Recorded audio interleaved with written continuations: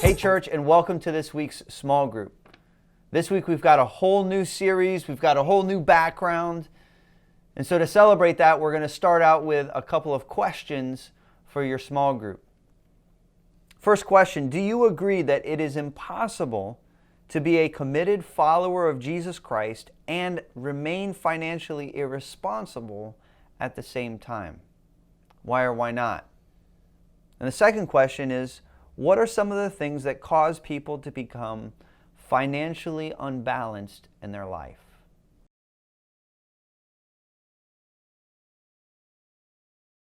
So let's take this moment to open up our scriptures to Matthew chapter 6, verses 19 through 21. And after you read those verses, answer these questions.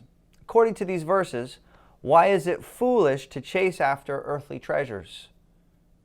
What are some examples that you have seen of other people chasing after foolish earthly treasures? So this is your opportunity to tell on other people. But then the last question tells on you. What are some examples in your own life of your heart following your stuff?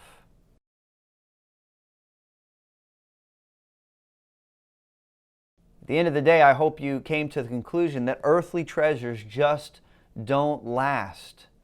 That's why it's foolish to chase after them. I mean, think about this for a minute. How much do you see people spending on buying a brand new car that statistics say they will only keep between 3 to 6 years? I mean, some people spend a large chunk of what they work so hard for a car that they're not going to have in the next 6 years. Next, I want you to read Matthew chapter 6, verse 24. How does our stuff compete with our devotion to God? And what is the most healthy relationship that we can have with our God and our money?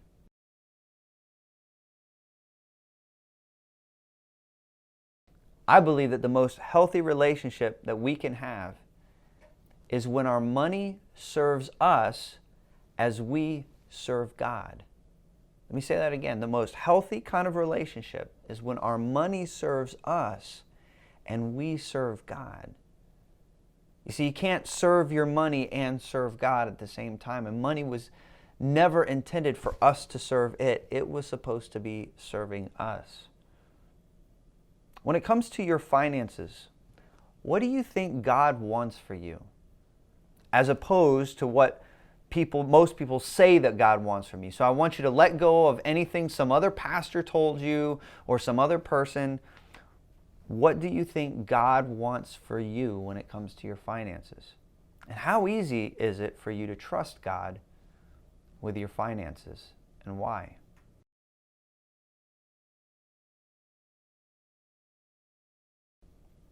If you had a hard time answering that question, what does God want from you when it comes to your finances? I want you to read these next few verses. Matthew chapter 6, verses 25 through 30.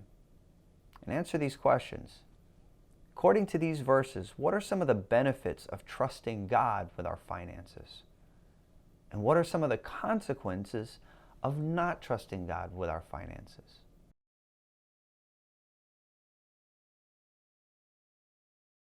The truth of the matter is God wants us to live this life. He doesn't want us to spend our whole lives in slavery to debt or in slavery to worry about what's going to happen. He wants us to be free like the birds. He wants us to be free to live the life in the way that He intended us to live it. Close off this small group with reading Matthew chapter 6, verses 31 through 33. What would you do differently if you were confident that God wanted the best for you in the area of finances?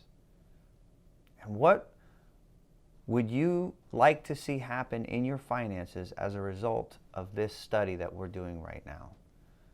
So read those verses, answer those questions, and then as a group, close in prayer. Thank you guys. God bless you, and I'll see you on Sunday.